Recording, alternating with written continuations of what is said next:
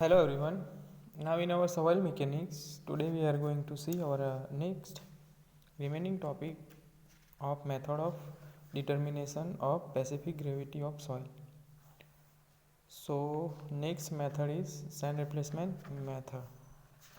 So before we going to see our next topic, in a previous video we showed that method of density determination. So for determination of density of soil, there are different type of method like core cutter method, sand displacement method, water displacement method, nuclear probe method, rubber balloon method. So in above 5 methods we saw 3 methods: core cutter method, sand replacement method. Sorry, only we saw core cutter method. So remaining method is sand replacement method, water displacement method, nuclear probe method and rubber balloon method. તો core cutter મેથડમાં આપણે જોયું હતું કે first of all તો હેતુ શું છે, તો કોર કટરની રીતથી માટીની ફિલ ડેન્સિટી અને ડ્રાય ડેન્સિટી શોધવાની. કયા કયા ઇન્સ્ટ્રુમેન્ટ જોઈશે, તો કોર કટર રેમર જોઈશે, પેલેટ ચપ્પુ જોઈશે, પીક સેક્સ જોઈશે, સંવેદનશીલતાવાળું બેલેન્સ જોઈશે, જળમાત્રા માટે ક્રુસિબલ ઓવન અને સ્ટીલની ફૂટપટ્ટી. પ્રેક્ટિકલ ઇમ્પોર્ટન્સ શું છે કે માટીના ગુણધર્મો જેવા કે આપણે કમ્પેક્શન છે, permeability, shear resistance, bearing capacity, earth pressure વગેરે માટીની ઘનતા ઉપર આધાર રાખે છે.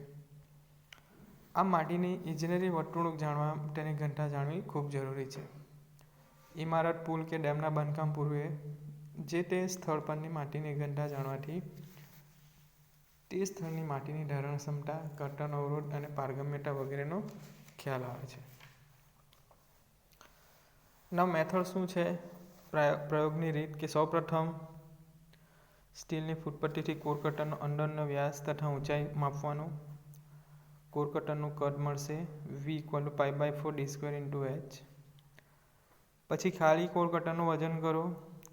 જે જગ્યાએ માટીની ક્ષેત્રીય ઘનતા અથવા તો સ્થૂળ ઘનતા શોધવાની હોય ત્યાં આશરે 1 ચોરસ ફૂટનો વિસ્તાર સાફ કરો. ઉપરની થોડી અક્ષુપ માટી દૂર કરો. આ જગ્યાએ કોર કટરને ગોઠવી તેના પર ડોલી મૂકો. ડોલી ઉપર રેમરની મદદથી ભાર આપો. કોર કટરને જમીનમાં ઉતારો. કોર કટર જમીનને બરાબર લંબ રહે, અંદર ઉતરે તે રીતે કાળજી રાખો. બરાબર. કોર કટરની આજુબાજુની માટી ટીકમ વડે ખોદી કોર કટરની નીચેની માટી પેલેટ ચપ્પુ વડે જમીનથી અલગ કરો. કોર કટરની બંને સપાટી ચપ્પુ વડે સમતલ કરો. કોર કટરને માટી સાથે વજન કરો. કોર કટરમાંથી માટીના નોર્મલ સરેરાશ જળમાત્રા શોધો. માટીની સ્થૂળ ઘનતા અને સૂકી ઘનતાની ગણતરી કરો. 2 થી 3 અલગ અલગ સ્થળથી કોર કટરના નમૂના લઈ સરેરાશ ઘનતા શોધો. ટેબલ બનાવો. બરાબર છે. પરિણામ મેળવો કે માટીની સ્થૂળ ઘનતા અને સૂકી ઘનતા શું છે. નેક્સ્ટ છે સેન્ડ રિપ્લેસમેન્ટ મેથડ. તો એનો હેતુ શું છે કે સેન્ડ રિપ્લેસમેન્ટ રીતથી માટીની ક્ષેત્રીય ઘનતા એટલે કે ફિલ ડેન્સિટી અને બલ્ક ડેન્સિટી આપણે શોધવાની છે. બરાબર છે. કયા કયા સાધનો જોશે, તો રેતીના વહન માટેનો નળાકાર અંકિત નળાકાર પાત્ર, 10 kg અથવા 1 kgની ક્ષમતાવાળું બેલેન્સ, 1 mm થી 600 માઇક્રોનના માપની ISU અને કાણાવાળી ટ્રે. બરાબર. ત્યારબાદ જોઈશે માટી ખોદવા માટેના સાધનો. ખોદેલી માટી સંગ્રહ કરવા માટે ધાતુનું ઢાંકણવાળું કન્ટેનર, ઓવન અને જળમાત્રા શોધવાના સાધનો. 1 mm અને 600 માઇક્રોન ISU વચ્ચેની સમાન ગ્રેડવાળી રેતી. પ્રેક્ટિકલ ઇમ્પોર્ટન્સ શું છે કે માટીના વિવિધ ગુણધર્મો આપણને ખબર છે: compaction, permeability, shear resistance, bearing capacity, earth pressure વગેરે માટીની ઘનતા ઉપર આધાર રાખે છે. આમ માટીની ઇજનેરી વર્તણૂક જાણવા માટે તેની ઘનતા જાણવી ખૂબ જરૂરી છે. ચાલો, પ્રેક્ટિકલ મેથડ. તો આ પ્રયોગની રીતને 3 તબક્કામાં વહેંચી શકાય. નળાકારનું અંકન કરવાનું, સ્થળ પરની માટીની સ્થૂળ ઘનતા અને માટીની સૂકી ઘનતા. નળાકારનું અંકન તો સૌપ્રથમ 1 mm સીવમાંથી પસાર થયેલી અને 600 માઇક્રોન સીવ પર અટકેલી સ્વચ્છ સમાન કણવાળી રેતીના વહન કરતા નળાકારમાં મથાળેથી 10 mm ખાલી રહે એ રીતે ભરો અને તેનું ઢાંકણ સાથે વજન કરો. હવે સેન્ડ પાવરિંગ નળાકારને એક ટ્રેમાં મૂકેલો અંકિત નળાકાર પર ગોઠવો. પછી રેતી વહન નળાકારનું શટર ખોલો એટલે રેતી પ્રથમ અંકિત નળાકારમાં ભરાશે. પછી રેતી વહન નળાકારના નીચે આવેલો શંકુ આકાર પર ભરાશે અને પછી શટર બંધ કરો. અંકિત નળાકાર પર શંકુમાં ભરાયેલી રેતી ટ્રેમાં એકઠી થશે. આ રેતીનું વજન કરો. નીચેનો શંકુ તથા અંકિત નળાકાર ભર્યા બાદ રેતી વહન નળાકારનું ઢાંકણ સાથે વજન કરો. અંકિત નળાકારમાં રહેલું રેતીનું વજન W1 - W2 - W3 = Ws. અંકિત નળાકારનું કદન શોધો. અંકિત નળાકારનો અંદરનો વ્યાસ D, અંકિત નળાકારનું ઊંચાઈ h, કદ મળશે π/4 d²h. આપણને Vs મળશે. બરાબર. ત્યારબાદ રેતીની ઘનતા Γs = W1 - W2 - W3/Vs. So it is Ws/Vs. ત્યારબાદ સ્થળ પરની માટીની સ્થૂળ ઘનતા. તો જે જગ્યાએ માટીની સ્થૂળ ઘનતા શોધવાની હોય તે જગ્યાએ આશરે 450 mm/450 mm સાઇઝનો વિસ્તાર સાફ કરી ઉપરની અક્ષુભ્ય માટી દૂર કરો. હવે કાણાવાળી ટ્રેને એક ભાગ પર ગોઠવો અને કાણામાંથી માટી કાઢી ટ્રેમાં રાખો. ખાડો આશરે 15 સેન્ટીમીટર જેટલો ઊંડો કરો. ખાડામાંથી ખોદેલી માટીનું વજન કરો. હવે રેતી વહન નળાકારને ટ્રેમાં બરાબર ખાડા પર ગોઠવો. યાદ રાખો કે એ વખતે રેતી વહન નળાકારનું રેતી સાથે વજન W3 છે.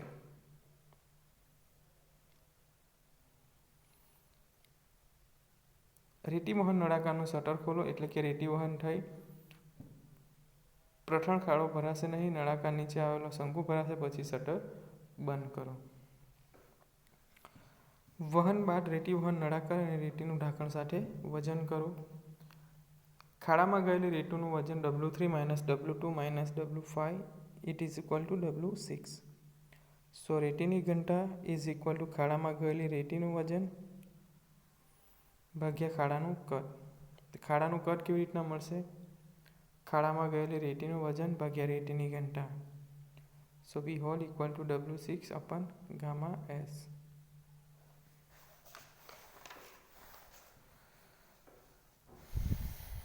Γb = W4/V.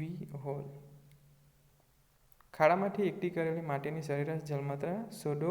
માટીની સૂકી ઘનતા Γd = Γb/1 + W. બરાબર. પરિણામ શું આવશે કે માટીની સ્થૂળ ઘનતા તથા સૂકી ઘનતા છે. ચલો નેક્સ્ટ થિયરી છે માટીની વિશિષ્ટ ઘનતા શોધવાની રીતો. હવે નેક્સ્ટ છે આપણી method of specific gravity determination. So માટીની વિશિષ્ટ ઘનતા શોધવાની બે રીતો છે. ડેન્સિટી બોટલની રીત એટલે કે density bottle method, picometre bottle method. ગઈકાલે જોઈ ગયા હતા, ફરીથી જોઈશું. તો આ રીતે સૂક્ષ્મ કણોવાળી માટી 2 mm થી વિશિષ્ટ ઘનતા શોધવા માટે વપરાય છે. પિકોમીટર બોટલની મેથડ કે આ રીત સ્થૂળ કણોવાળી માટી 4.75 mm થી નાની અને 2.0 mm થી મોટી સાઇઝની વિશિષ્ટ ઘનતા શોધવા માટે વપરાય છે.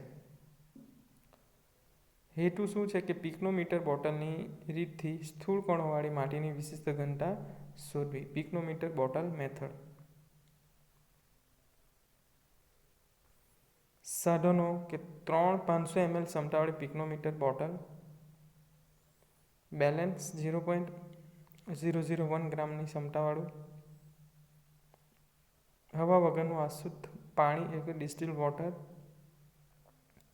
કાચનો સળિયો 4.75 mm અને 2.0 mm પાણીની IS સીવ, 4.75 mm સીવમાંથી પસાર થતી અને 2.0 mm સીવ પર રોકાયેલી માટીનો નમૂનો. પ્રાયોગિક મહત્વ કે માટીની વિશિષ્ટ ઘનતા આપેલ માટીની ભીની ઘનતા, સંતૃપ્ત પ્રમાણ, માટીનું પાશ્ચીય દબાણ, માટીના સૂક્ષ્મ કણોનું માપ વગેરે શોધવા માટે ઉપયોગી છે. હવે મેથડ શું છે કે પિકનોમીટર બોટલને બરાબર સાફ કરી સૂકવી તેનું કેપ અને વોશર સાથે વજન કરવાનું છે. 4.75 mmCમાંથી પસાર થતી અને 2.0 mmC પર રોકાયેલી 200થી 300 ગ્રામ જેટલી ઓવનમાં સૂકવેલી માટી પિકનોમીટરમાં લઈ તેનું વજન કરો. હવે પિકનોમીટરમાં ડિસ્ટિલ પાણી ભરો અને માટી તથા પાણીના મિશ્રણને કાચના સળિયા વડે બરાબર હલાવો. મિશ્રણને ગરમ કરી અથવા તો વેક્યુમ પંપની મદદથી માટીના છિદ્રો રહેલ હવા દૂર કરો. માટીના છિદ્રોમાં હવા દૂર કરો. પછી પિકનોમીટરને ડિસ્ટિલ પાણીથી પૂરેપૂરું ભરી તેનું વજન કરો. પિકનોમીટરમાંથી માટી અને પાણીને દૂર કરી તેને સાફ કરો. પછી પિકનોમીટરમાં માત્ર ડિસ્ટિલ પાણી ભરી તેનું વજન કરો. પછી તેને નીચે પ્રમાણે વિશિષ્ટ ઘનતાની ગણતરી કરો. બરાબર. ફર્સ્ટ આવશે W1 empty pycnometer, W2 pycnometer plus dry soil, third pycnometer plus soil plus water, last is pycnometer and water. ચલો, પિકનોમીટર બોટલને બરાબર સાફ કરી સૂકવી તેનું કેપ અને વોશર સાથે વજન કરવાનું છે. બરાબર. તો આ થયું પિકનોમીટર મેથડ. ત્યારબાદ ટેબલ બનાવીશું. તો પિકનોમીટરનો નંબર આવશે, ખાલી પિકનોમીટરનું વજન, પિકનોમીટર પ્લસ સૂકી માટીનું વજન, પિકનોમીટર પ્લસ સૂકી માટીનું વજન પ્લસ ડિસ્ટિલ પાણીનું વજન, પિકનોમીટર પ્લસ ડિસ્ટિલ પાણીનું વજન. વિશિષ્ટ ઘનતા ફાઇન્ડ આઉટ કરો. WS યાની કે માટીના ઘનકોણોમાં આપેલા કદનું વજન ભાગ્યા તેટલા જ કદના ડિસ્ટિલ પાણીનું કદ. G equal to W2 minus W1 divided by W4 minus W1 minus W3 minus W2. કે આપેલ માટીના નમૂનાની વિશિષ્ટ ઘનતા ખાલી જગ્યા છે. ચાલો, ત્યારબાદ નેક્સ્ટ થિયરી છે ડિસ્ટર્બ અને undisturb soil sample. Disturb and undisturb soil sample. તો disturb sample and undisturb sample. તો માટીનો એવો નમૂનો કે જેમાં સોઇલ સ્ટ્રક્ચર અને જળ માત્રા ડિસ્ટર્બ થયેલા હોય, એને ડિસ્ટર્બ સોઇલ કહેવામાં આવશે. અનડિસ્ટર્બ સોઇલ કે માટીનો એવો નમૂનો જે કે જેમાં સોઇલનું સ્ટ્રક્ચર અને જળમાત્રા જળવાયેલા હોય છે. ડિસ્ટર્બ સેમ્પલ કે આવા સેમ્પલ માટીના નીચેના ગુણધર્મો શોધવા માટે ઉપયોગી છે, જેવા કે grain size, plasticity, specific gravity. Undisturb sample, આવા સેમ્પલ માટીના ગુણધર્મો જેવા કે શિયર સ્ટ્રેન્થ, પરમિએબિલિટી, કમ્પ્રેસિબિલિટી અને શ્રિંકેજ લિમિટ ઉપર ડિપેન્ડન્ટ હોય છે. ડિસ્ટર્બ સેમ્પલ કે આવા સેમ્પલ મેળવવા core cutter, standard split spoon sampler, scraper bucket, spring core catcher વગેરે વપરાય છે. અનડિસ્ટર્બ સેમ્પલ આવા સેમ્પલ મેળવવા માટે સેલ્બી ટ્યુબ, પિસ્ટન સેમ્પલર વગેરે વપરાય છે. બરાબર છે. આ થયું ડિસ્ટર્બ અને અનડિસ્ટર્બ સોઇલ સેમ્પલ. બરાબર છે. તો ડિસ્ટર્બ સોઇલ સેમ્પલ કોને કહેવામાં છે? સોઇલ સ્ટ્રક્ચર જેનું ડિસ્ટર્બ થયેલું હોય તો તેને શું કહેવામાં છે? Disturb sample. બરાબર છે. કે માટીના કયા ગુણધર્મો માટે ઉપયોગી છે? તો ગ્રેન સાઇઝ, પ્લાસ્ટિસિટી અને સ્પેસિફિક ગ્રેવિટી. અનડિસ્ટર્બ સેમ્પલ કોના માટે ઉપયોગી છે? Shear strength, permeability, compressibility, shrinkage limit.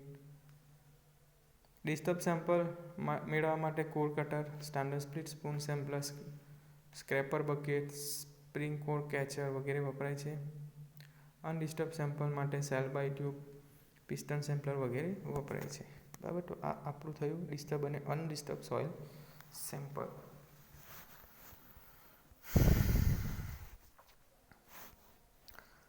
તો આ અલગ અલગ મેથડો છે. બરાબર છે. ડેન્સિટી ફાઇન્ડ કરવાની, જલ માત્રા ફાઇન્ડ કરવાની અને સ્પેસિફિક ગ્રેડ ફાઇન્ડ કરવાની અલગ અલગ મેથડો એક્ઝામમાં પૂછી શકાય છે. કોઈ બી એક મેથડ પૂછી શકાય છે. બરાબર. તો એ પ્રિપેર રહો. બરાબર. નેક્સ્ટ વિડીયોમાં આપણે જોઈશું એક્ઝામ્પલ. બરાબર. એક્ઝામ્પલ જોઈશું, ત્યારબાદ આપણું ચેપ્ટર ઓવર થશે. બરાબર. So third chapter is soil classification, most important chapter.